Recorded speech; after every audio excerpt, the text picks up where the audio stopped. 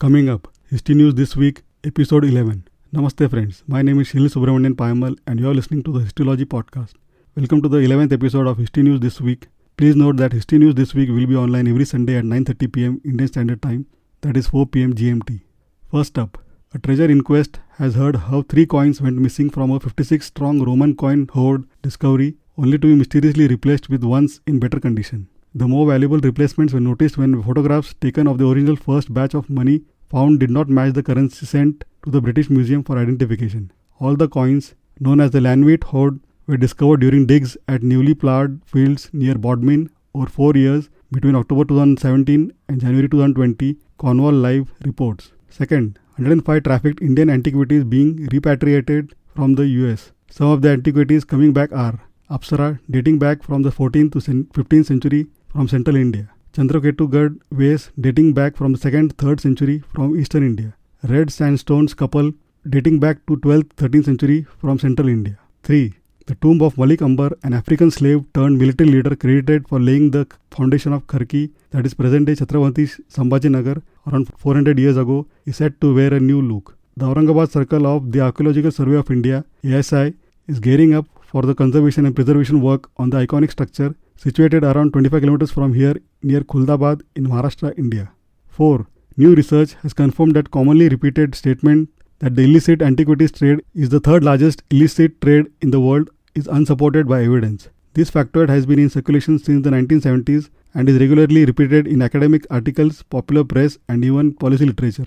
As such, it has been largely been accepted to be true by scholars, the general public and legislative bodies. The claim that the illicit trade in antiquities is the third largest, second only to arms and narcotics, is widely repeated, state the authors. But the claim is not based on any original research or statistics, and it does not originate with any competent authorities. 5th, nomadic animal herders from the Eurasian steppe mingled with Copper Age farmers in southeastern Europe centuries earlier than previously thought. In a new study published in Nature, researchers used ancient DNAs to gain new insights into the spread of culture, technologies and ancestry at a crucial juncture in European history.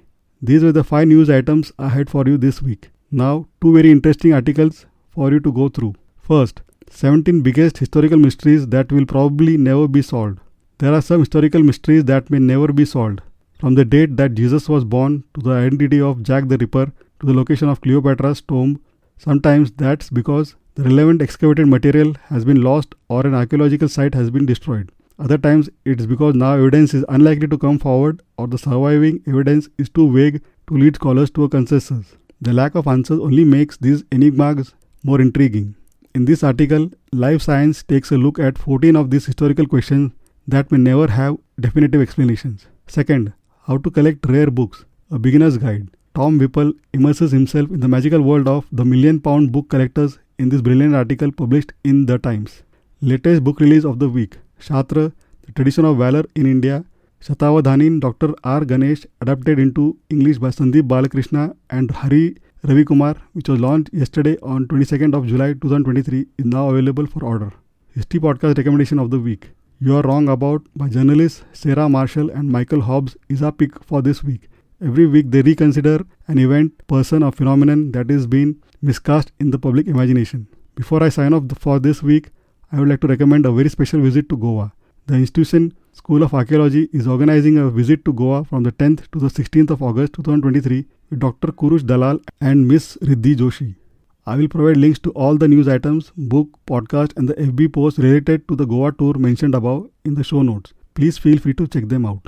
Thank you for listening to this week's episode of the History News This Week. Hope you found it interesting. Please don't forget to subscribe to the Histology Podcast on your favorite podcasting app and check histology.com for book reviews and interesting tidbits from the pages of history. Looking forward to hearing from you. Have a great day and take care. Bye.